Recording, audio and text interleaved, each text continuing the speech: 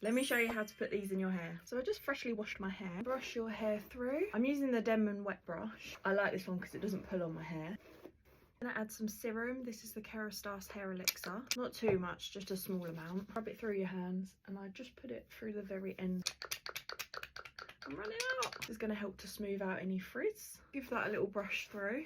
Spritz a little bit of heat protectant all through it, just because I'm going to be using a little bit of heat on my hair today. To be honest, I don't think you really need to do that step, but I'm just a bit paranoid, so I do it just in case. Brush that through again. Then I use some curl cream. This is the VO5 frizz-free curl cream. This is what's going to give our curls hold, so they're going to last longer.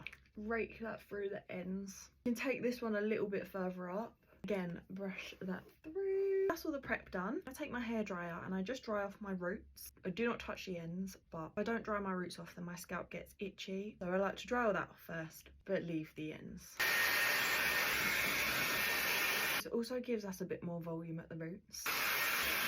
Now all of the roots are dry, we can start applying our heatless curls. I have them all in my box here. I take a section right at the bottom underneath my ears. Flip this hair up out of the way and your sections should look like this. Your curlers will come with a rod like this. You just pop that on top, so then it's like that. Oh, what colour should we go for first? I feel like we're going to have to go for the green. I think green's my least favourite out of all of them, so we put them at the back so you can't see them. What you do is just get your curl up, pop this end through and pull it down. And like pull it up and hold on to this whole curler so it doesn't slide back down again. Brush it through, brush every single curl through first. I'm going to move these little bits out of the way, I don't want them in it. Then I twist it at the root and hook this underneath.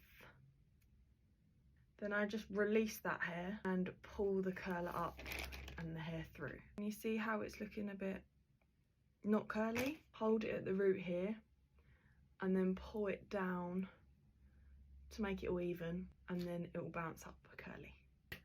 I'm just going to speed through the rest. Now take as many sections as you feel you need. I've got quite a lot of hair, so I needed to do quite a few sections going up my head, but if you've got finer hair, then you can probably get away with doing less sections. Just try and make sure that the section you're putting your curl in isn't too thick, because that's when it will get caught in the heatless curl. For the top section, I've done a zigzag parting. This will give you more volume, and also once we take the curls out and put our parting back to the middle, the curls will be sitting at different heights on each side of our head rather than in one line. This creates a bigger, more messier curl. Then on a medium heat setting, I go in and just kind of hover over all of the heatless curls just to dry them off ever so slightly, but I actually had the time to leave these in for about 2 hours, so I done that. But if you didn't have the time, you can just dry them off with the hairdryer completely. If you choose to do that, try and let your curls cool down if you can, or use the cool setting on your hairdryer. This is going to set the curl in place and make it last so much longer. And the fun part is taking the curls out.